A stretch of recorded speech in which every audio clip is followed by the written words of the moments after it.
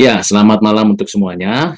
Kita bertemu lagi dalam kuliah WDK 2. Nah, untuk malam ini seperti yang sudah disampaikan, ada 3 agenda yang penting. Yang pertama, saya ingin memberi pengertian lebih dalam lagi mengenai amartologi dan kristologi.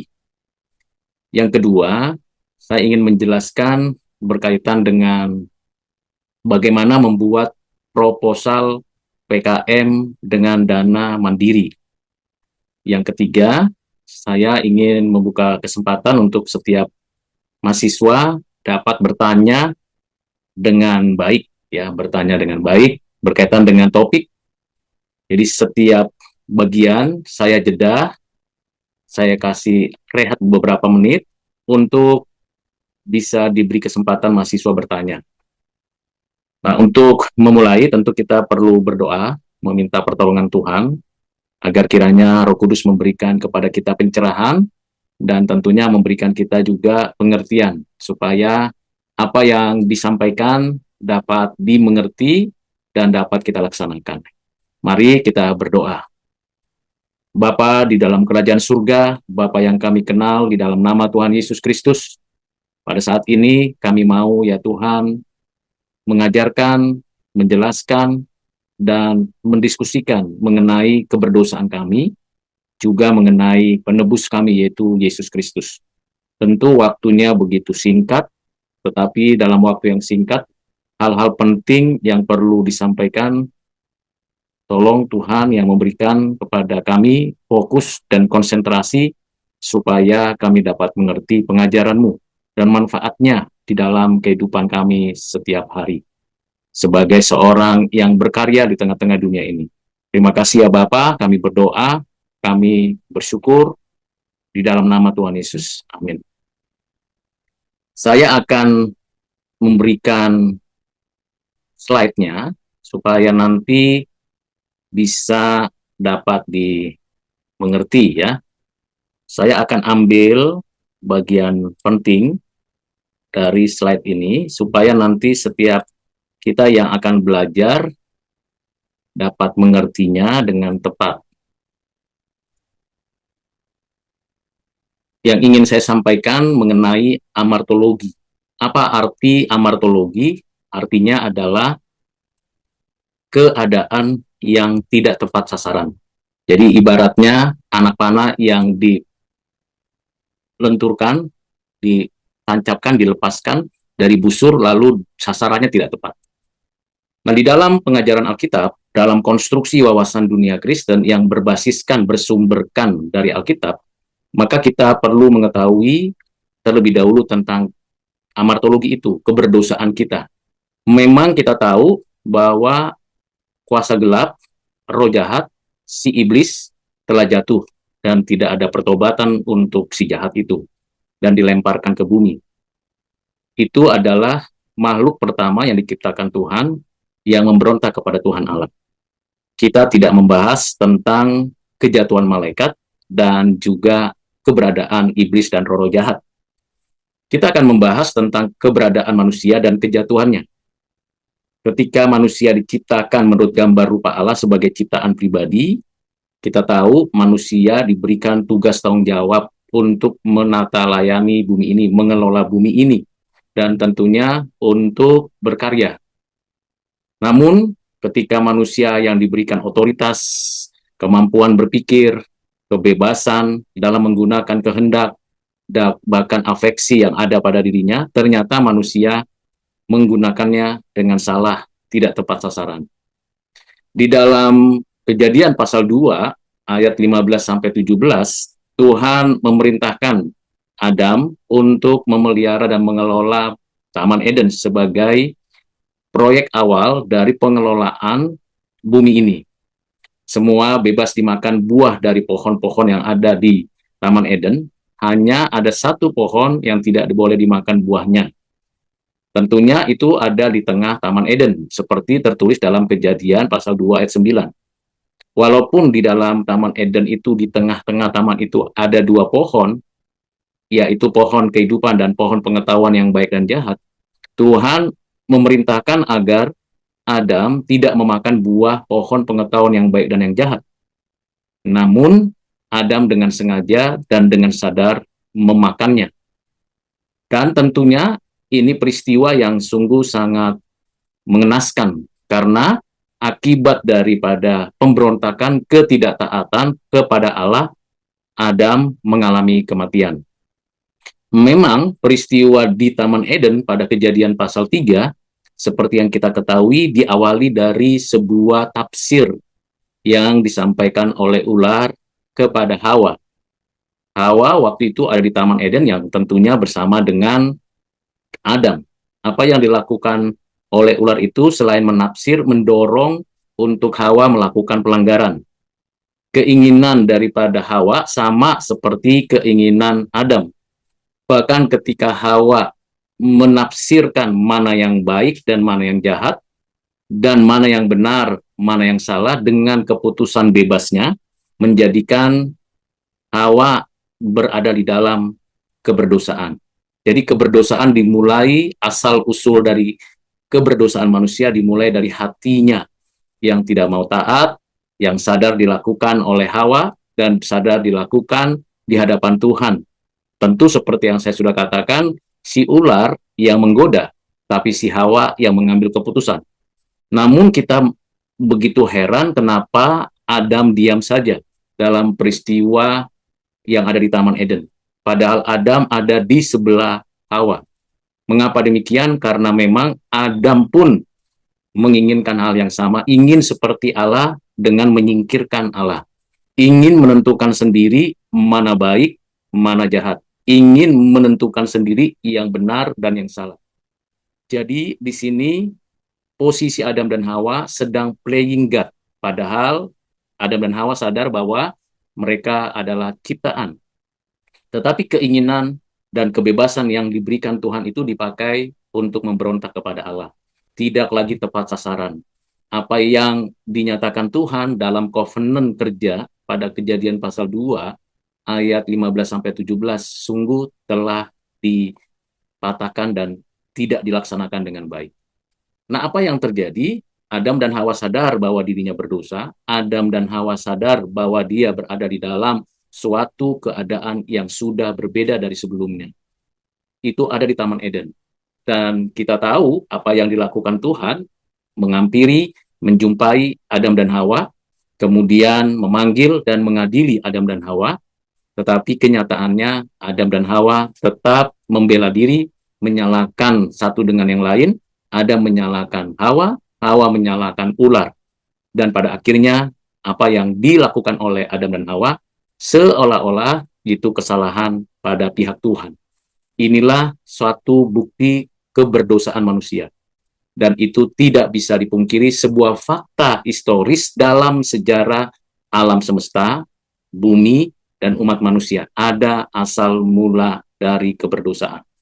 Nah, apa yang terjadi akibat daripada keberdosaan itu ialah kematian. Nah, kita bisa perhatikan di dalam satu bagian penting yang perlu kita relasikan dengan kehidupan kita. Mengapa demikian? Karena kita tahu peristiwa Adam dan Hawa itu di awal kehidupan keberadaan manusia. Kita memang tidak ikut terlibat di dalam tindakan berbuat dosa seperti Adam dan Hawa, karena memang kalau kita perhatikan, kita cermati, buah pohon pengetahuan baik dan jahat tidak lagi kita temukan. Dan kita juga tidak menemukan buah kehidupan. Pohon itu sudah tidak ada di Taman Eden, sudah ditutup. Apa yang terjadi sebenarnya? Walaupun kita keturunan Adam dan Hawa, kita sebagai ciptaan pribadi, kita memang secara tidak langsung dan secara langsung tidak berbuat jahat dosa seperti Adam dan Hawa. Dan kita tidak di dalam Taman Eden. Tetapi ajaran Alkitab memberikan kepada kita pengajaran yang sungguh membuat kita menyadari bahwa memang saya ada di dalam Adam. Ketika Adam berbuat dosa, ketika Adam melakukan pemberontakan kepada Tuhan Allah, Adam itu mewakili kita. Dan kita turut berpartisipasi dalam keberdosaan Adam dan Hawa. Mengapa Adam mewakili kita? Karena di dalam Adam, keseluruhan umat manusia ada. Dan Adam artinya manusia. Adam juga berarti seorang individu laki-laki. Di dalam konstruksi pemikiran Alkitab, kita bisa tahu Adam berarti mewakili umat manusia. Saya manusia, semua yang namanya manusia ada di dalam Adam. Nah, karena di dalam Adam, maka Adam yang berbuat dosa, kita pun ada di dalam Adam, dan keadaan kita sudah dalam keberdosaan. Selain itu, kita sebagai manusia yang ada di dalam Adam, kita juga berpartisipasi dalam tindakan berbuat dosa.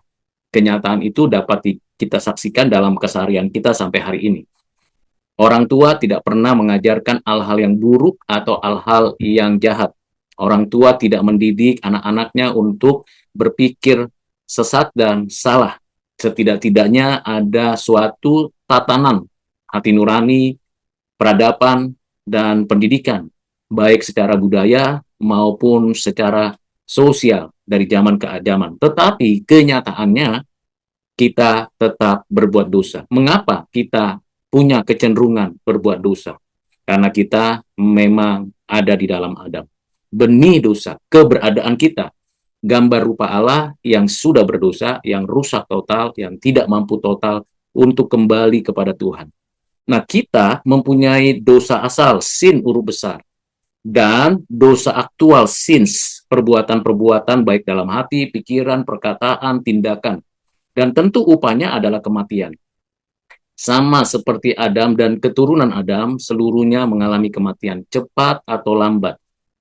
Umur Metusela 965 tahun, tetap meninggal dunia. Umur Adam 930 tahun, tetap meninggal dunia. Di dalam Kejadian pasal yang kelima, memberikan kepada kita gambaran sebanyak apapun usia manusia, tetap akan meninggal dunia. Mengapa mengalami itu? Karena kematian. Apa artinya kematian? Terpisah. Di dalam Alkitab ada 3 istilah kematian sebagai hal yang perlu kita ketahui. Namanya kematian rohani. Akibat dosa, hubungan kita dengan Tuhan Allah terputus. Tuhan Allah tetap pada dirinya menjaga, memelihara, menopang seluruh ciptaannya. Tetapi pada saat yang sama, kita sebagai manusia ingin datang kepada Tuhan tidak bisa karena keberdosaan kita. Nah, itu namanya kematian rohani. Sehingga arah kita dibelokkan menjadi sesuatu arah yang bertentangan dengan kehendak Tuhan. Yang berikutnya adalah karena kita mengalami kematian rohani, seperti yang sudah dialami oleh Adam, Kain, dan keturunannya sampai sekarang, maka kita juga mengalami kematian fisik. Terpisahlah tubuh kita dengan roh kita. Seperti yang dinyatakan Tuhan, bahwa tubuh kita kembali kepada debu tanah, roh kita kembali kepada Tuhan, seraya menunggu penantian pengadilan terakhir di hari kedatangan Tuhan kembali. Dan ketiga adalah kematian kekal. Nah, ini nanti adalah sebuah penghukuman kekal bagi setiap orang yang tidak percaya kepada Yesus Kristus, Tuhan Juru Selamat Penebus. Kapan itu dieksekusi kematian kekal ini? Yaitu terpisahnya hubungan manusia secara utuh dengan Tuhan Allah. Kendati pun di api neraka memang Tuhan Allah Maha Hadir, tetapi kehadiran Tuhan di api neraka adalah kehadiran menghukum.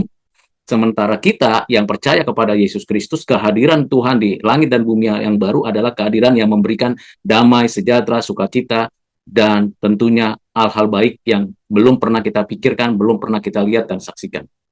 Nah, kematian kekal ini pasti akan segera tiba pada waktunya ketika Tuhan datang kembali.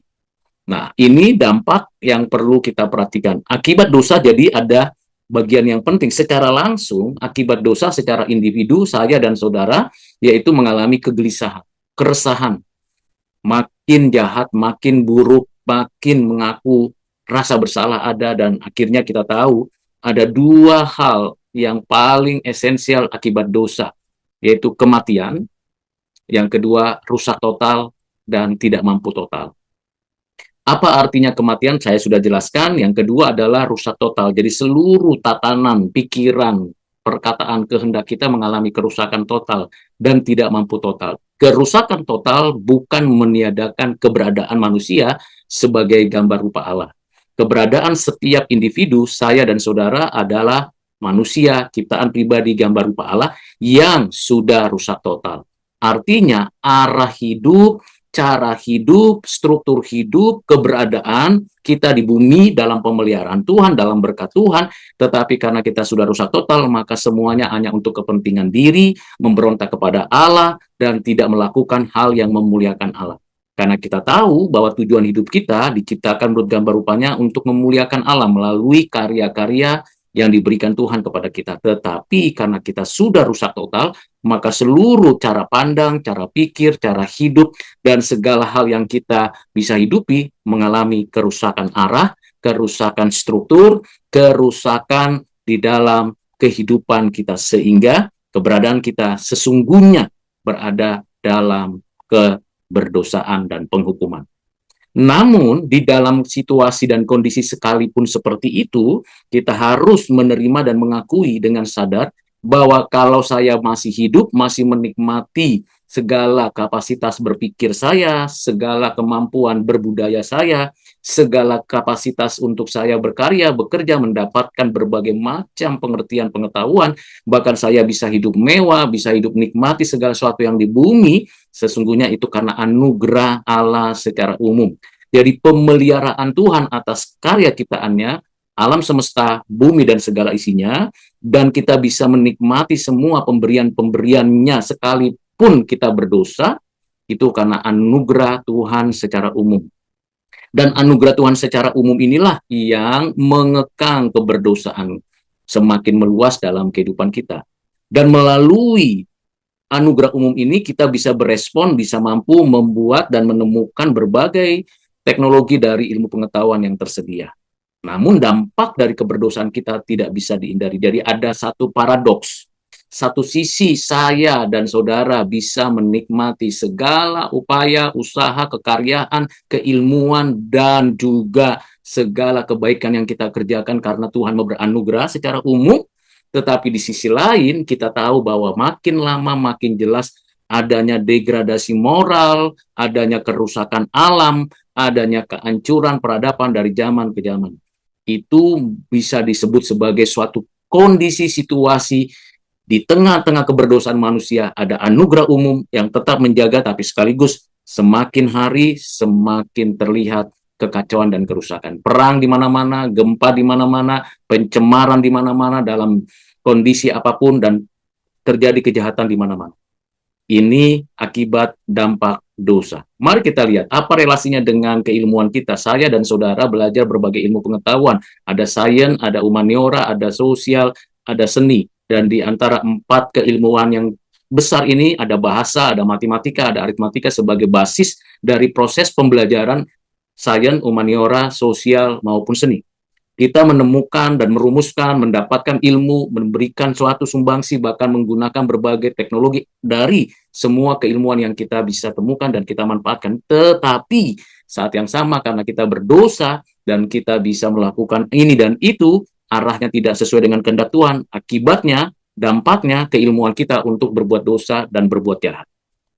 Dan itu bukan berlaku hanya satu Adam, satu Kain, dan juga keturunan Adam dan Kain, tetapi berlangsung dari abad ke abad, dari satu keluarga, satu komunitas, satu kelompok, satu bangsa ke seluruh dunia. Penyebaran berlangsung dari satu individu ke individu berikutnya. Apalagi di zaman media sosial ini, semakin marak keberdosaan dipertontonkan dan semakin banyak kejahatan. Itu menunjukkan manusia tidak dapat membantah bahwa kita orang berdosa. Jadi, kalau begitu, kita di dalam Adam sebenarnya dalam keadaan sudah mati, total depravity and total inability. Dari zaman Adam, zaman Nuh, zaman Abraham, zaman Israel, zaman Keluaran, zaman Yesus, dan sampai menjelang zaman akhir, kita tahu bahwa kita manusia ada di dalam Adam. Pengaruhnya secara individu, di keluarga, di kelompok, di komunitas, di etnis, di masyarakat, di bangsa, di seluruh dunia. Ini semua keberadaan kita secara struktur individu, struktur sosial, struktur budaya, struktur kebangsaan, kita berada di dalam Adam. Sehingga kita lihat dampaknya kepada masyarakat sekitar kita, kepada alam, dan kepada teknologi dan ilmu pengetahuan. Ini tidak dapat dipungkiri. Kita tahu dan kita pintar dalam menemukan dan menggunakan teknologi, tetapi saat yang sama, kita karena salah arah, kita rusak total, maka kita berbuat dosa dengan menggunakan teknologi, merusak alam dengan menggunakan teknologi, merusak tatanan peradaban dengan teknologi dan sebagainya. Ini namanya paradoks keberdosaan manusia. Nah, kalau begitu, kalau kita di dalam common grace kita mendapatkan sebuah pernyataan dan kenyataan bahwa kita berdosa, salah arah, salah struktur, kita mati, kita tidak bisa berbuat apa-apa, bahkan kita mencoba dengan pertolongan Tuhan, mencoba untuk membuat nilai-nilai moral melalui agama, melalui budaya, melalui keluarga, melalui pemerintah, melalui sekolah, melalui kampus, melalui cara berpikir kita berupaya untuk menahan dosa supaya tidak makin banyak, makin bertambah, makin menakutkan. Kenyataannya itu tidak dapat menyelesaikan persoalan yang paling esensial, yaitu kita sudah berdosa kepada Allah. Itu sebabnya pada satu sisi kita memang tidak punya kemampuan lagi untuk memperbaiki diri dengan cara kita sendiri. Kita masih bisa hidup, menikmati hidup, dan mengalami hidup karena anugerah umum. Namun di dalam hati kita, kita percaya bahwa anugerah Tuhan tidak hanya bicara tentang hal-hal yang umum, karena everyone needs forgiveness of sins, salvation and redemption. Everyone. Tapi siapa yang bisa menerima ini? Alkitab memberikan pernyataan bahwa ada anugerah spesial, anugerah khusus di dalam Kristus, ada hidup dan kehidupan. Kita diubah arahnya, kembali kepada Tuhan. Kita disusun kembali strukturnya, kita mengalami hidup dan kehidupan, sehingga semua tatanan yang ada itu kita arahkan, kita bawa kembali kepada Kristus. Siapakah Kristus dengan demikian? Nah, kita bisa belajar bagaimana kita mendapatkan hukum Taurat untuk mengatur agama, moral, dan sosial, tapi kita tidak sanggup menjadi pelaku firman. Kita juga tahu bahwa ada kuasa dosa yang merasuki dan menguasai kita. Banyak nasihat yang sudah diberikan oleh orang-orang yang baik, orang-orang yang benar, orang-orang yang di dalam Tuhan, tapi kita tahu jalan mana yang harus kita tempuh. Di sini kita menyadari kuasa dosa, baik itu keinginan mata, keinginan daging, gangguan hidup dalam diri kita, dunia dan sekitarnya, setan dan kuasa kegelapan. Kita memang tidak punya kapasitas kembali kepada Tuhan dengan usaha dan kuasa kemampuan sendiri. Kita berupaya untuk menggunakan kebenaran, kebaikan, dan kesucian. Kita berupaya untuk mengekang dosa kita, menggunakan akal budi kita dengan ilmu pengetahuan, dengan teknologi. Kita berusaha untuk transparansi dalam keuangan. Kita berusaha untuk menegakkan hukum sehingga tidak ada lagi kejahatan dan kecurangan. Kita berjuang supaya kita berbuat baik, agama manapun, kepercayaan manapun, berharap ada kebaikan. Kita tahu bahwa budaya-budaya di setiap etnis juga untuk mengarahkan kita untuk hidup baik, hidup benar. Tetapi semuanya itu hanya sarana mengekang dosa. Sarana mengekang dosa berarti menahan saja supaya tidak bertambah-tambah dosa yang kita lakukan, dosa tidak bertambah-tambah dengan situasi yang ada. Itu sebabnya ada aturan hukum, ada ketentuan-ketentuan dalam masyarakat, ada peradaban yang dikerjakan, ada teknologi yang dipakai, supaya kita tidak berbuat dosa. Tetapi keberadaan keberdosaan kita tetap terus terjadi dan berlangsung sampai hari ini. Lalu bagaimana dengan situasi kondisi seperti itu, keadaan kita yang berdosa ini? Maka tentu kita tahu bahwa hanya anugerah khusus yang memberikan kita satu pengertian dari Alkitab. Kalau Tuhan tidak menyatakan ini dan Tuhan tidak mengaruniakan ini, tentu kita tetap berada di dalam keberdosaan yang ini. Total depravity. Puji Tuhan, Alkitab memberikan kepada kita satu pengajaran yang tidak pernah ada di dalam kepercayaan keyakinan yang lain. Bahwa ada anugerah khusus, unconditional election, pilihan Tuhan tanpa syarat karena saya. Saya beroleh keselamatan, saya menerima keselamatan karena anugerah Tuhan. Dan itu ditetapkan di dalam kekekalan. Di Efesus pasal yang pertama ayat 3 sampai dengan 14 dijelaskan bagaimana Tuhan memilih kita di dalam kehendaknya, di dalam kasihnya, di dalam Kristus. Dan Kristus anak Allah yang inkarnasi menjadi manusia, ditambahkan padanya natur kemanusiaan sehingga ia sama seperti kita, hanya dia tidak berbuat dosa sampai akhirnya dia menderita dan menjadi korban peribadatan kita, persembahan kita kepada Tuhan untuk menerima menanggung hukuman Allah kepada kita seharusnya, tapi murka itu ditimpakan kepada Kristus. Dan itulah unconditional election. Lalu apakah semua orang beroleh keselamatan? Jawabannya tidak. Kain diterima? Tidak. Abel yang diterima. Apakah Esau diterima? Tidak. Yakub yang diterima. Jadi memang Tuhan telah menentukan siapa yang diselamatkan dari kekekalan. Hanya kita tidak tahu siapa orangnya, namun kita yang tahu dan sadar itu anugerah. Kalau saya dan saudara menyadari bahwa saya dan saudara adalah orang yang ditebus Kristus, itu berarti anugerah. Dan itu tidak bisa ditolak, tidak bisa dikejar, tidak bisa dicari, tidak bisa diminta. Itu adalah irresistible of grace. Tidak ada yang dapat menolak, tetapi sekaligus tidak ada yang dapat meminta. Ini bukan usaha saya. Efesus 2 ayat 8 sampai 10. Jangan ada yang memegahkan diri. Di dalam perjalanan kondisi kehidupan kita yang memang berada di tengah-tengah manusia berdosa, di dunia yang dicemari dosa, ada kuasa gelap, ada roh jahat, ada orang-orang jahat, ada keberdosaan yang merusak. Di tengah-tengah perjalanan hidup kita, maka kita bersyukur anugerah khusus ini tidak berhenti. Saya ditebus, saya beroleh keselamatan, dosaku diampuni, aku diterima oleh Kristus. Tetapi dalam perjalanan hidup itu ternyata ada satu bagian yang paling penting adalah Tuhan setia di dalam kehidupan kita, menopang, memelihara kita. Inilah yang menjadi langkah awal untuk kita mengerti siapakah Yesus Kristus yang setia memelihara hidup kita. Oleh Roh Kudus-Nya kita bisa menikmati, mengakui, dan menerima anugerah dari Allah. Dan kalau kita bicara tentang pribadi Yesus Kristus, tentu kita bisa kembali mengenal dan mengingat kembali Yesus Kristus adalah setara sehakikat dengan Bapa dan Roh Kudus. Naturnya dan atributnya. Dia adalah pencipta, providence, dan penebus. Dan dia dinyatakan dalam perjanjian lama dan perjanjian baru, dan tentunya dia menguasai dan dia menyatakan kehendaknya.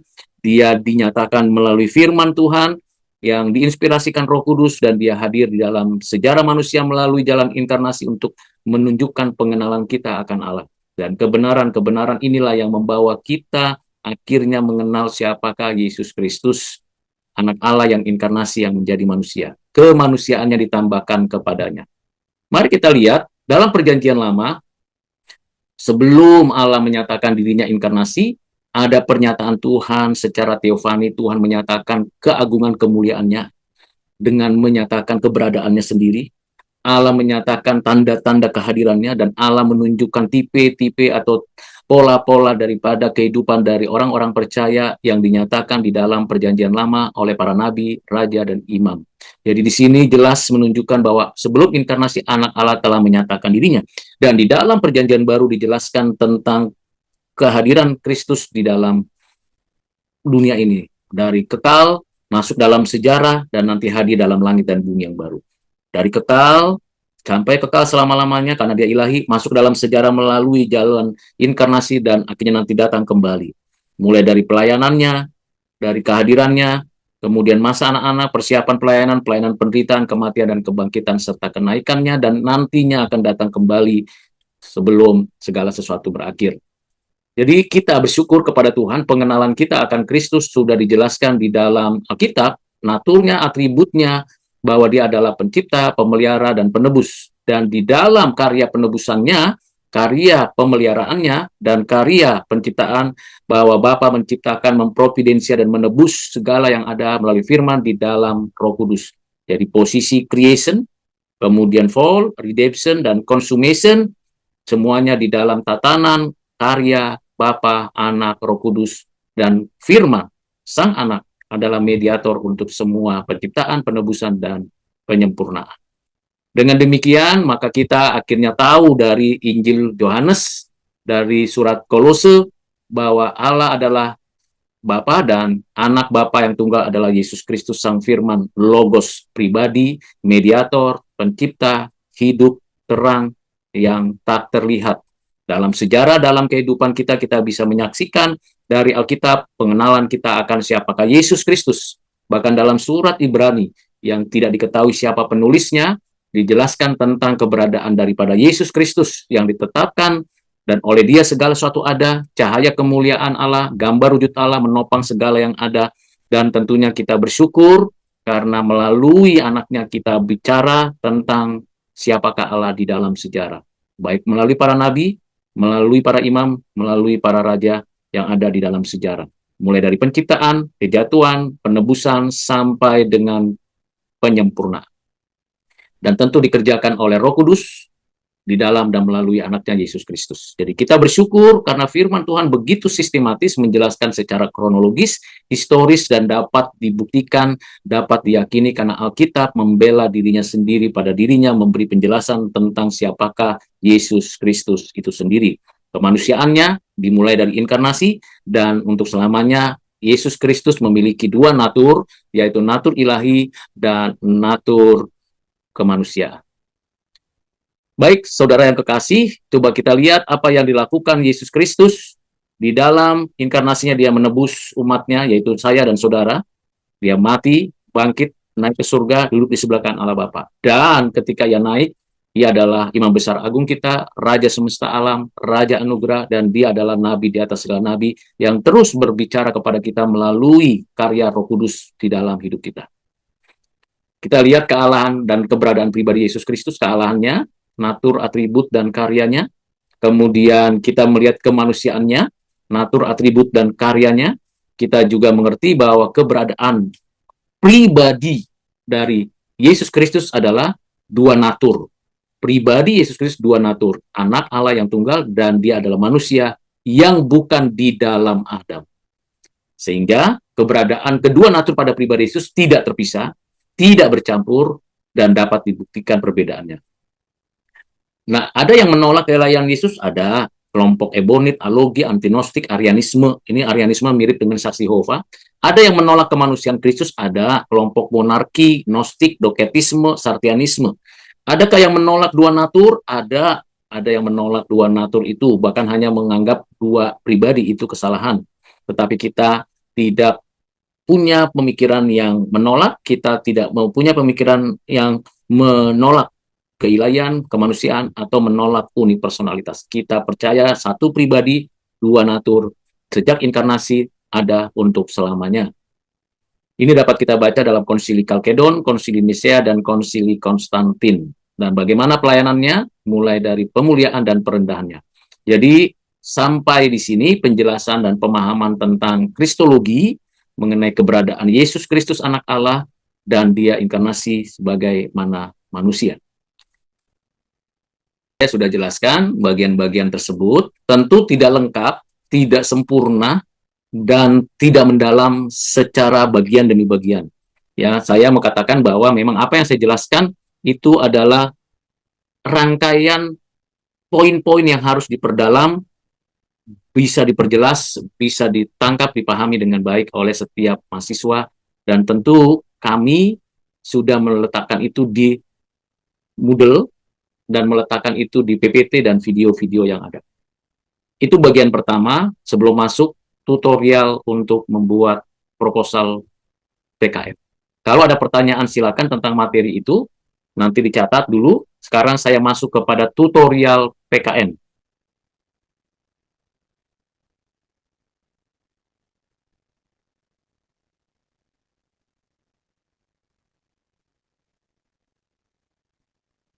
Oke, baik. Saya akan masuk ke bagian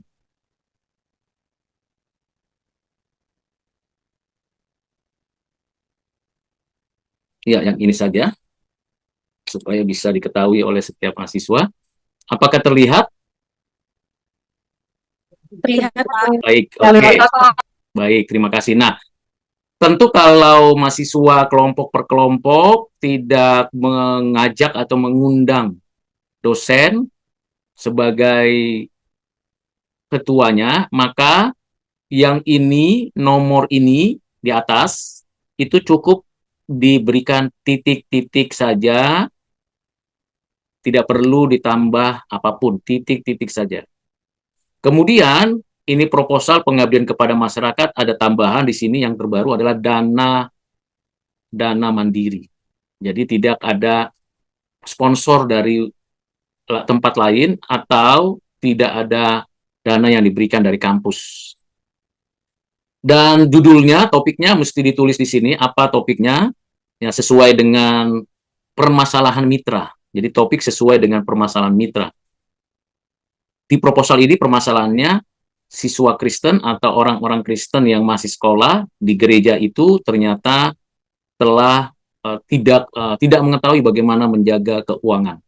Secara Kristen bagaimana dan bagaimana secara praktisnya. Nah, coba diperhatikan dengan baik dan cermat. Pertama, ketua, karena ini dosen, maka ini dosen ditulis. Nah, kalau ketuanya adalah mahasiswa, ketua, NIM-nya, nama mahasiswa, NIM-nya dalam kurung berapa. Jadi jangan tiru ini secara urufiah. Jadi kalau dia ketuanya mahasiswa, maka NIM sama seperti di bawah, namanya si mahasiswa tersebut sebagai ketua, lalu tuliskan NIM-nya. Begitu juga dengan anggotanya. Terus, nah, kalau dia adalah program studinya mahasiswa tersebut, tadi mahasiswa ya, ketuanya itu mahasiswa, maka program studi mahasiswa itu apa? Apakah dia keperawatan?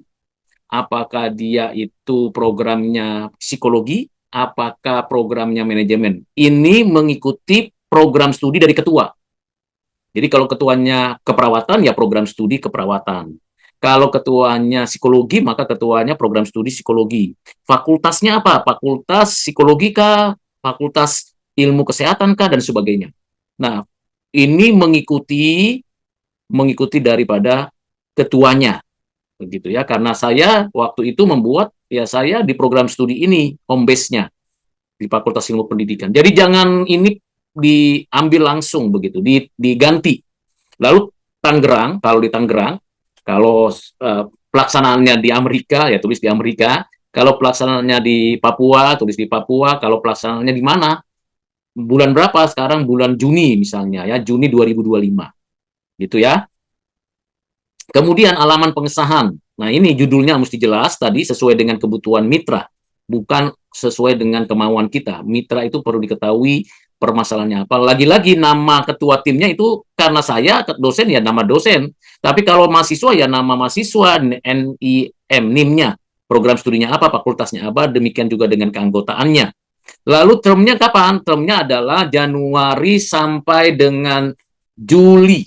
Jadi termnya bisa diganti dengan Mei, ya dicatat, diperhatikan, diganti termnya Mei sampai dengan Juli, term PKM-nya.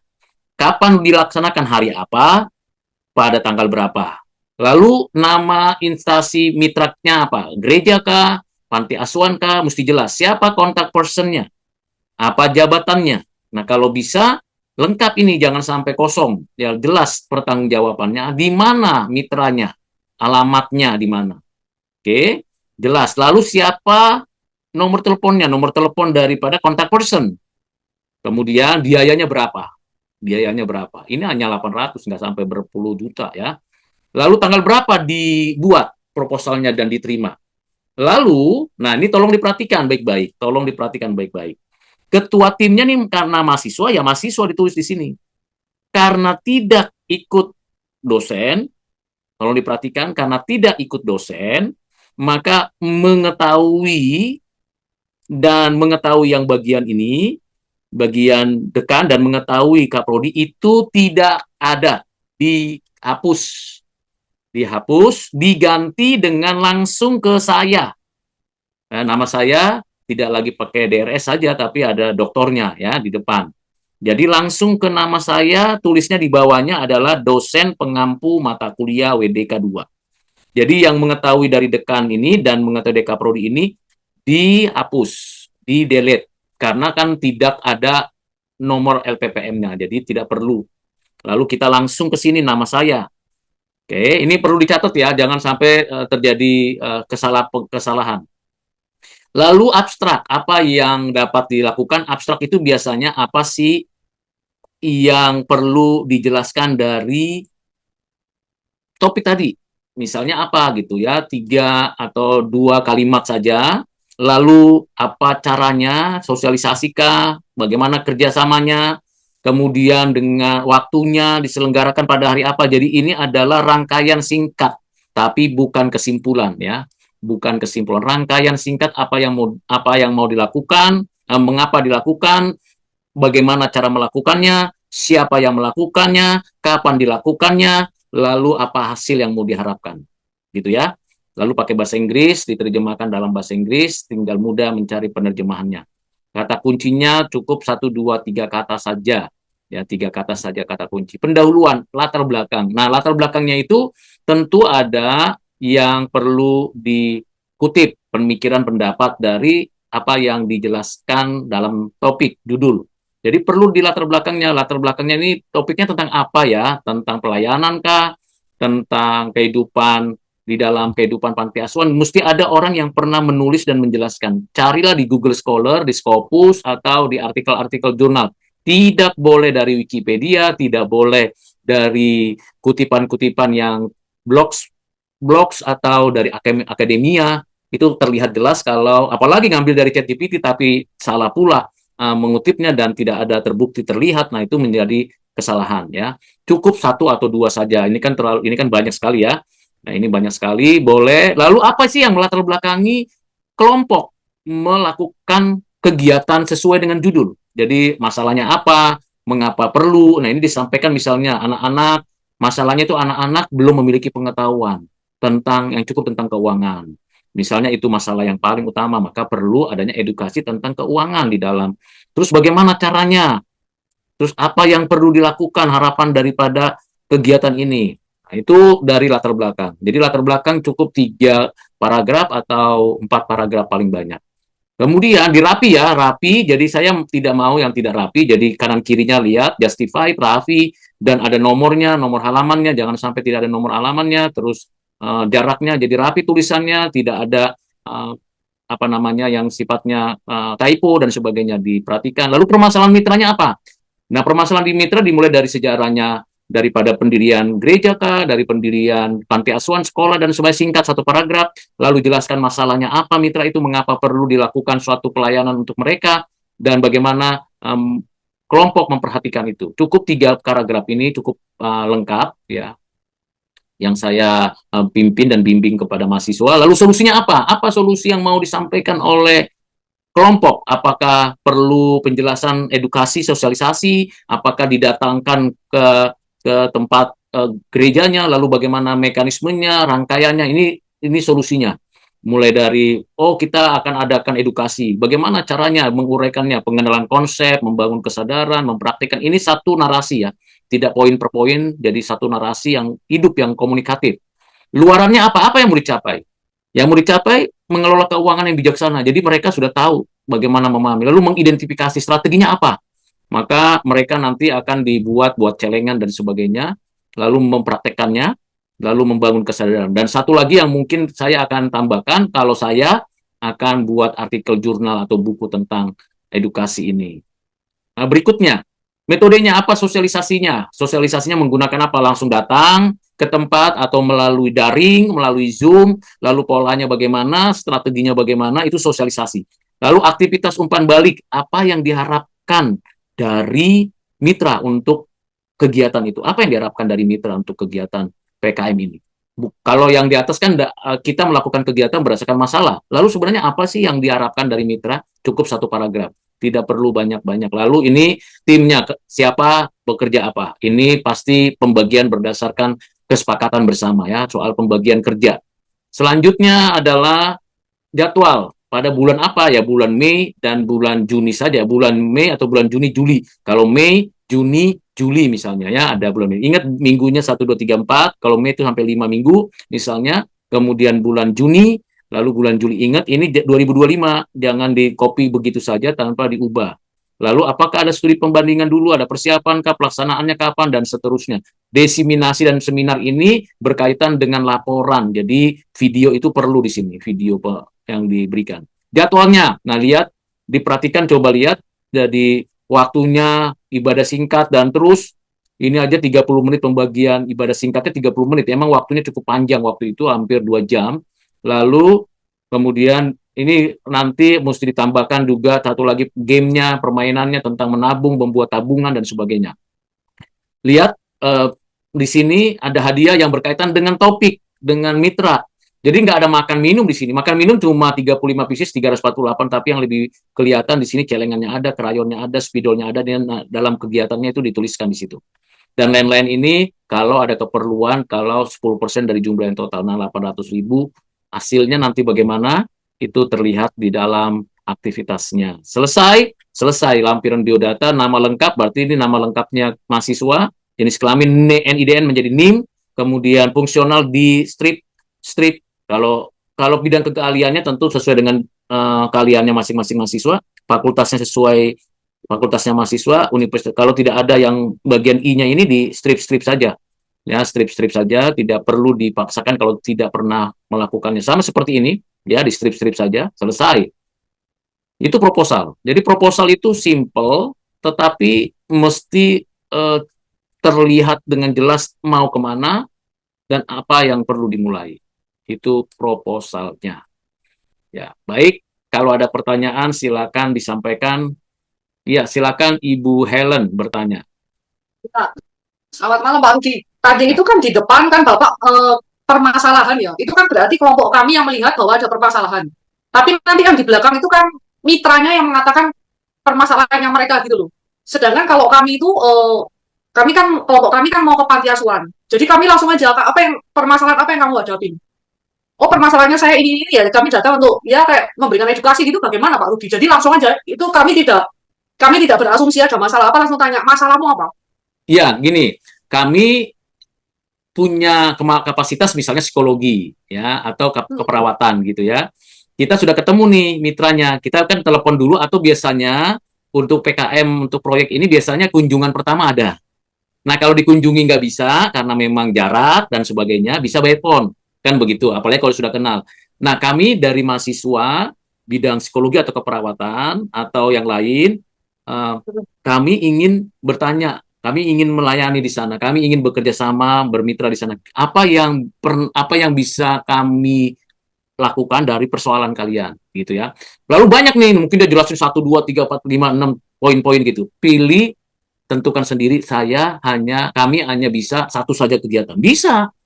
Kita kan bukan bukan Superman ya, atau bukan maha tahu semua, maha kuasa semua. Ingat, waktunya terbatas. Jadi pilih yang mahasiswa juga rasa dari persoalan yang sudah disampaikan itu kan dituliskan, itu saja yang dipilih salah satu. Misalnya dia 5, pilih satu aja. Wah, kalau lima-limanya mungkin bisa 5 hari 5 malam mengerjakannya, misalnya kan. Cukup satu. Dan kita kasih tahu juga di awal, kami hanya cukup satu yang ini, dan kemudian kami hanya bisa datang atau bisa melakukannya 1,5 jam saja, misalnya. Jangan, apa namanya, jangan berlebihan lah. Oke, lalu nanti umpan baliknya dari mereka kelihatan kan, apa yang Bapak Ibu harapkan dari 5 ini kan kita sudah tahu nih 5 masalah kita jelaskan. Lalu nanti apa yang Bapak atau Ibu harapkan nih dari kehadiran kami? Oh, maunya yang satu ini begini begini gini, itu dituliskan. Hmm. Jadi kan beda ya tadi ya. Yang pertama itu masalah yang kita dapat karena kita sudah inventarisasi, masalahnya kita inventarisasi, lalu kita identifikasi, pilih yang satu aja misalnya. Yang ini aja, kita bisa yang ini. Oke, lalu kita mulai tawarkan ini yang kami mau lakukan. Oh ya, kalau kayak begitu berarti mereka akan feedback lagi kan sama kita. Oh, harusnya kalau itu berarti kami butuh ini. Nah, itu penting. Jadi komunikasi itu penting kan. Nah, Oke. kadang-kala kita sudah ngomong nih, udah buat bagus kan. Ternyata pada waktu pelaksanaannya beda. Nggak apa-apa. Kan kita namanya proposal itu kan usulan, ya kan? Begitu beda, and then apa yang harus kita lakukan? Ya nanti di laporannya kita kasih tahu bahwa kenyataannya setelah kami buat begitu, kenyataannya nggak bisa seperti yang ada di proposal. Kita kasih tahu laporannya. Itu yang jawaban saya, Bu Ellen. Terima kasih. Oh, pertanyaan satu lagi Pak. Ini pertanyaan yang dari kelompok kami ya, salah satu anggota kami. Jadi kami itu kan sudah sempat kemarin kan sempat diskusi kayak kalau di psikologi kan intervensi itu kan nanti ada sebelum tes dan sesudah tes. Itu apa perlu dilakukan ya?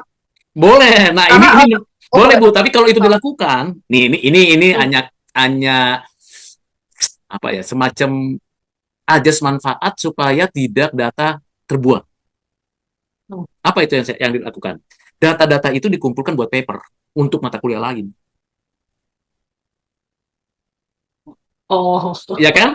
Kan sebenarnya oh, kan pengabdian kepada masyarakat. Terus ibu dengan tim mau bikin tes ini, boleh aja. Itu hanya nanti disinggung kan, diberikan penjelasan. Tapi data itu mau dikemanakan?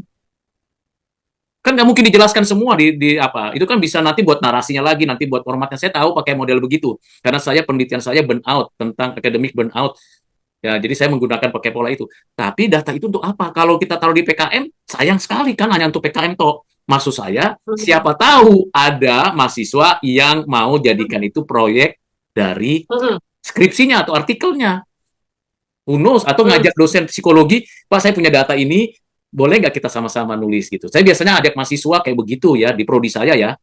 Dan sudah ada hmm, tiga mahasiswa yang saya ajak dan dapat poin, dan Sinta Sinta 2, Sinta 2 1, Sinta 2 3, 2, Sinta 4 2, kemudian nanti akan ada lagi muncul lagi. Ya saya ajak, jadi nama mahasiswa itu ada. Walaupun nanti kan cara menulis artikel itu kan nanti hasil daripada proyek PKM, tapi data itu berharga sekali. Makanya saya sangat salut gitu kalau Ibu Helen punya kelompok bikin begitu. Jangan dibuang data itu, simpen. Bahkan kalau bisa dielaborasi bersama dengan dosennya, dan itu top banget. Gitu ya Bu Helen ya. Itu sih kalau menurut saya. Baik, oh, ya terima kasih Pak Rudi. Oke, ada lagi yang lain teman-teman?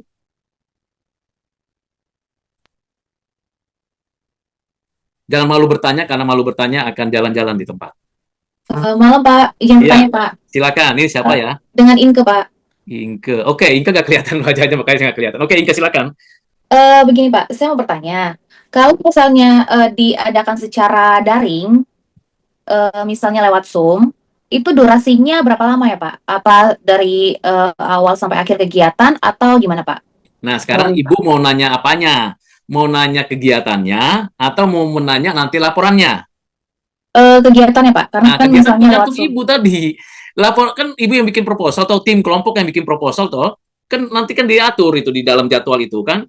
Kan saya nggak bisa intervensi dong untuk proposal itu mesti, tapi yang pasti kegiatannya selalu mencakup tiga hal tadi. Apa itu? Pertama, program studinya, yang kedua adalah WDK-nya, yang ketiga adalah tentu kegiatannya, kegiatan mencakup itu. Mau 1 jam boleh, mau 30 menit boleh. Kan bisa. Saya pernah melakukan daring waktu masa COVID dulu ya. Nah, masa COVID dulu. Menarik sih, walaupun agak repot ya, agak repot karena kan kegiatan tunjukin begitu kan. Nanti kita ada yang ngatur bagian Zoom-nya. Lalu ayo mana kegiatannya begitu ya, untuk anak SD, untuk lansia, untuk guru-guru. Itu cukup kita mesti lincah ya.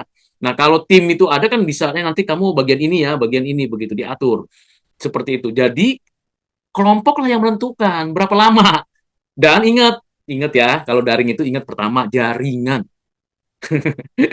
Jaringan itu kan kadang-kadang di tempat saya bagus, di tempat mitra nggak bagus. Waktu itu saya di Ambon 1 kali, terus di Kalimantan Timur 1 kali, kemudian di Sumatera 1 kali.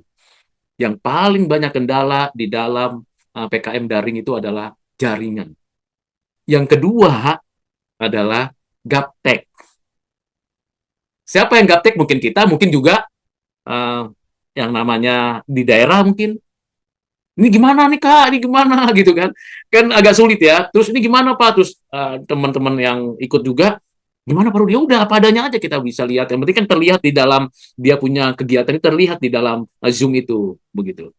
Jadi nobody's perfect, nobody's perfect ya. Jangan merasa harus sempurna semua, enggak. Jadi saya lihat, saya perhatikan semua kegiatan yang ada di situ dan itu oke. Gitu ya Ibu ya. Jadi jangan jangan wah mesti seperti di video-video itu, di film-film itu. Itu ada punya tim sendiri. Kita kan bukan ahlinya di situ. Ya kan? Ahlinya mereka punya tim sendiri, mereka punya studio sendiri. Kita kan hanya memberikan apa yang kita sudah tahu dan mereka mendapatkan. Itu saja. Dan mereka juga mesti ikut terlibat kan. Karena PKM itu bukan 75% dari kita, tapi 50% dari kita, 50% dari mitra. Jadi sama-sama, bekerja sama. Jadi masyarakat merasakan kehadiran kita, kita juga merasakan belajar pengalaman. Nanti kan ada refleksinya di laporan. Refleksi itu kan membuat kita, oh iya ya saya terlibat di sana. Jadi masyarakat juga terlibat di sana. Nah itu menjadi kenangan yang tidak terlupakan, kira-kira begitu. Begitu ya, Bu. Oke, baik Pak, terima kasih. Oke, ada lagi yang lain, silakan. Selamat malam Pak. Malam. Oke. Pak, perkenalkan saya Bu dengan Friska Pak dari Fakultas Ya. Keperawatan. Iya, Ya, izin Pak, kebetulan kan kami tuh satu kelompoknya tuh awalnya berempat karena kita tuh satu tempat kerja ya, semua di Siloam Hospital Manado. Terus kita tambahkan yang dari psikolog ada 3 orang ya Pak. Nah, jadi kan tadi Bapak bilang untuk kegiatannya sendiri bisa secara langsung ya. Untuk kami sendiri sih dari keperawatan rencananya akan ke Panti Werda ya Pak. Jadi kita lihat dulu survei di awal untuk lihat masalahnya ya. Tapi kan kalau di situ ya Pak bilang untuk permasalahannya kita bisa tulis semua. Tapi kita nanti identifikasi lagi yang paling dominan saja kan Pak. Yang kegiatan misalnya masalah yang ditemukan tuh seperti lansia-lansia mungkin dengan hipertensinya atau dengan diabetesnya.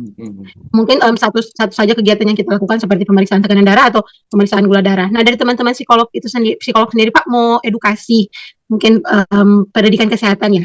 Dan kebetulan teman-teman yang satu kelompok sama kita tuh jauh. Jadi kita bisa combine kan Pak kegiatannya. Jadi yang langsung sama yang daring. Itu Nah, namanya jadi hibrid, boleh. ya, jadi boleh Hibrid kan Pak. boleh, justru Jadi bagus kalau sekali. Ya kan, tapi kan mesti ready. Tadi saya bilang yang menjadi iya, persoalannya dari itu apa ya Pak menjadi masalah. sinyalnya, jaringannya. Nah, itu Iya, mesti Pak, yang jaga siap-siap kuotanya. Siap-siap kuota. Ada yang iya, memang Pak. ada yang free, tapi juga kuota kan ya mesti readiness tuh kuotanya tuh gitu. Iya, Nah, itu sih boleh aja kebetulan silakan memang dilakukan, boleh tapi Pak. Oke. jangan hanya ukur tensi dan sebagainya kan. Saya sedikit banyak tahu lah punya pengalaman soal ukur tensi dan sebagainya gitu ya, karena di Apa? rumah gitu ya. Jadi kalau setiap jam berapa tensinya, kenapa posisi tensi itu gimana. Saya pengen tahu juga sih dari segi keperawatannya gitu ya kan. Saya juga orang yang suka nanya-nanya kalau bawa istri saya ke rumah sakit atau bawa anak-anak, saya tanya-tanya itu. Kalau mengukur tensi gimana sih? Sebenarnya letak tangan yang mana? Itu kan nggak semua tahu loh. Hmm. Kecuali seperti saya yang rewel, cerewet gitu nanya-nanya, oh ternyata ngukur tensi itu begini, dalam posisi begini, dalam situasi begini, lalu kemudian tenang, lalu sehingga tensinya juga mau apa namanya peralatannya juga mesti yang bagus. Nah itu boleh itu dijelaskan. Nah itu bisa Iya. dijelaskan, ada prakteknya, ada penjelasannya, lalu ada corotannya dan lalu dikasih tahu. Itu menarik. Lalu secara psikologi gimana pada waktu itu? Kalau tensinya naik, wah secara psikologi gimana nih? Kalau tensinya turun, secara psikologi, nah kan dia yang tahu. Kalau saya kan keilmuannya kalau naik atau turun doa saja Tuhan tolong kasihani mereka kan begitu, gitu ya. Nah di situ kita bisa bisa kombinasikan, elaborasikan ke kerjasama kemitraannya. Jadi ada 3 poin itu dengan panti asuhannya, dengan keperawatannya, panti asuhannya keperawatannya dan dengan psikolog. Nah psikologinya pakai hybrid is okay, nggak ada masalah. Oke ada lagi yang lain? Makasih Pak. Ya sama-sama Bu Priska. Ada lagi yang lain? Ini sudah 1 jam lewat ini. Tidak Pak, sudah jelas Pak. Sudah jelas ya, puji Tuhan. Kalau sudah jelas. Oh ya, Bu Helen, sekali lagi Bu Helen, silakan. Pertanyaan terakhir, tadi kan yang di bagian akhir kan Bapak bilang kalau makan-makan itu tidak dicantumkan ya Pak ya? Iya, Sedangkan jangan kalau lah. Nanti kebaca semuanya, nanti ini kerjaannya mau ngasih makanan, mendingan nggak usah ditulis lah Bu. Kalau Ibu mau kalau kasih makan-makan makanan nggak di usah luar ditulis ya? proposal lah itu, gitu ya. Supaya Oh, baik. kan gini Bu, semua data yang kita masukkan di Moodle itu seumurnya UPH itu tersimpan Bu. Jadi bayangkan ya, kalau ternyata nanti, wah ada yang periksa gitu ya, dari mana gitu, ada yang, loh, kok ini kasih makannya, wow, kayak pesta aja ini gitu ya. Jadi ya disesuaikan dengan situasi yang ada, kondisi yang ada, kita memberi boleh, tapi mesti lebih bijak gitu, supaya kita jangan sampai ya menimbulkan hal-hal yang, wow, kampus kita menjadi kampus yang mengambil duit banyak gitu, sampai besar-besar gitu. Saya nggak mau seperti itu. Ya kan kita mesti bukan jaga image ya, tapi kita mesti wise di dalam membuat proposal dan menempatkan posisi. Apalagi ini kan di dalam 4 SKS saja. Begitu. Oke. Oke, thank you Pak. Ya, sama-sama. Ada lagi yang lain? Cukup? Baik. Nah, terakhir dari saya informasi mengenai data yang saya minta untuk ujian tengah semester ya. Nah, kalau saya cek itu ternyata ada yang bentur juga ya. Nanti saya akan kirimkan yang mana, ingat ya, jangan dipaksa di tanggal 9. Jangan dipaksa di tanggal 9. Bisa tanggal 10, bisa tanggal 11, bisa sampai minggu depan. Begitu ya UTS-nya ya. Supaya jangan, wah menumpuk, mulainya kan seperti yang saya katakan pada pertemuan awal, mulainya tanggal 9. Tapi kalau, saya rasanya belum bisa menguasai semuanya. Sampai tanggal berapa? Sampai tanggal 17 boleh, nggak ada masalah. Karena nanti penilaiannya nanti di akhir laporannya. Ini beda nih kelas akselerasi nih. Kalau kelas reguler yang di kelas genap atau ganjil, UTS ya UTS gitu. Hari seminggu setelahnya harus dikumpul. Kalau ini nggak, nanti di akhir ya, di akhir. Terus yang kedua, pilihan ibu di nomor berapa itu penting, ibu sama bapak ya, waktu nanti UTS. Dikuasai itu. Terus pilihan saya nanti pada harinya. Seperti itu. Oke, 21 soal kisi-kisi pilihan itu kan bisa bebas. Nanti lebih cepat, lebih bagus. Nanti setelah saya setting, nanti akan saya lihat pilihan nomor berapa pertanyaan yang perlu saya tanya. Begitu. Begitu ya. Jadi ada 3 soal. Soal pertama dari ibu, bapak, mahasiswa. Soal kedua dari saya. Soal ketiga, kalau soal pertama, kedua belum memuaskan, soal ketiga itu menjadi soal untuk penambahan nilai. begitu ya. Ya kalau nilainya di sini 25, di sini 35, aduh masa ngasih nilainya 60, nggak boleh, ini mesti minimal B plus atau A minus atau A gitu ya. Maka saya akan kasih soal unpredictable. Oh, maaf mau nanya Pak, soalnya di mana Pak? Bisa dibuka di mana ya Pak? Soalnya Iya, ada di Moodle, oke, makasih Pak. kisi-kisinya ada di Moodle. Oke, di minggu ke-7 kalau tidak salah ya, saya taruh ya. Baik Pak. Oke, terima kasih. Sudah ya? Sudah lewat ini, lewat. Cukup. Wah, Bu Ratna masih mau nanya. Silakan Bu Ratna. Iya Pak, tanya satu lagi Pak. Untuk yang UTS, perkiraannya satu orang berapa menit sih ya Pak? Maksudnya gini, tadi Paling kan, banyak 10 menit lah.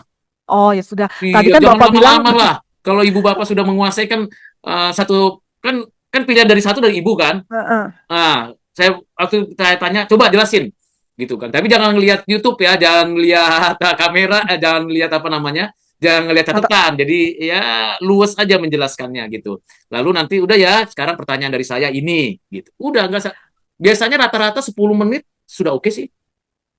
oh iya Pak, soalnya kan kami kerja Pak, makanya dari kemarin sepertinya kita semua memadatkan di tanggal 9. Karena Waduh, 9 itu kan, makanya karena saya lihat 9 gini, wah ini tanggal 9 semua apa memungkinkan bagi saya sih. Kalau bagi ibu bapak kan tinggal plotnya doang, nanti tinggal pilihannya dari aku dulu kan begitu. Enggak, seharusnya bisa lebih rileks lah, fleksibel lah, begitu ya. Tapi tolong nanti kalau saya nggak bisa, cari alternatif jamnya sama tanggalnya ya.